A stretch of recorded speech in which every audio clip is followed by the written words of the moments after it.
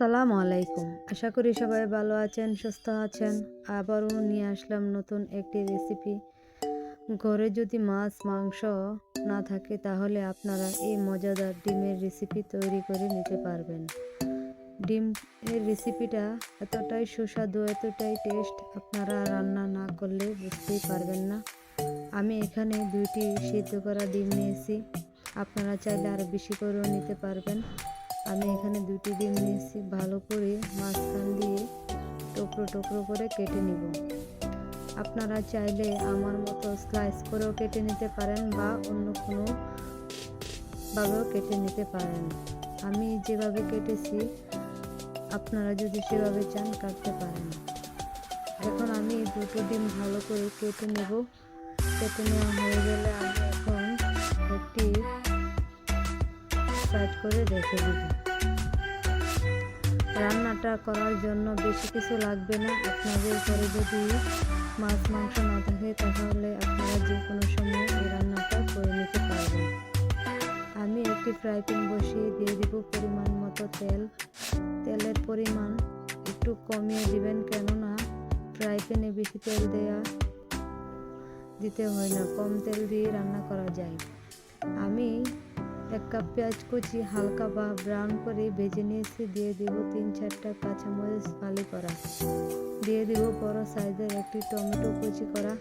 আপনারা চাইলে tomato skip করতে পারেন, টমেটোটা দিলে দেখতে অনেকটা সুন্দর হয়।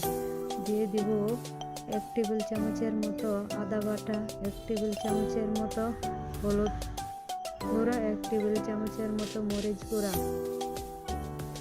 1/2 টেবিল চামচ জিরা গুঁড়া, স্বাদ মতো লবণ। সব কিছু একসাথে আমি দিয়ে ভালো করে মশলাগুলো কষিয়ে নিব। মশলাগুলো কষানোর জন্য আমি সামান্য একটু পানি দিয়ে দেব। পানিটা দিয়ে ভালো করে মশলাটা কষিয়ে নেব। ঢাকনা দিয়ে এখন ঢেকে দেব পুরোপুরি টমেটোটা সিদ্ধ হওয়া আগ পর্যন্ত।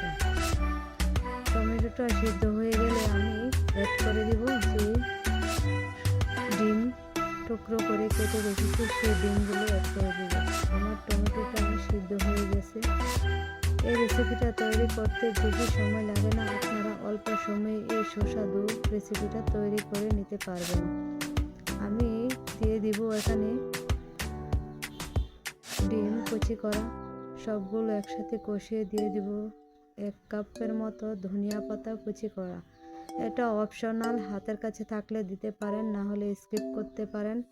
এটা দিলে দেখতেও সুন্দর হয়, গ্রান একটু ভালো আসে। আপনারা অবশ্যই হাতের কাছে থাকলে দিবেন।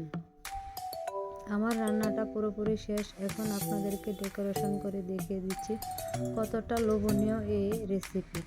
অবশ্যই আপনাদের যদি রেসিপিটা ভালো লাগে তাহলে লাইক, কমেন্ট, শেয়ার, সাবস্ক্রাইব করবেন। আর আমার ফেসবুক ফলো করবেন, একটি লাইক দিবেন। আশা করি সবাই ভালো থাকবেন, সুস্থ থাকবেন। আল্লাহ হাফেজ।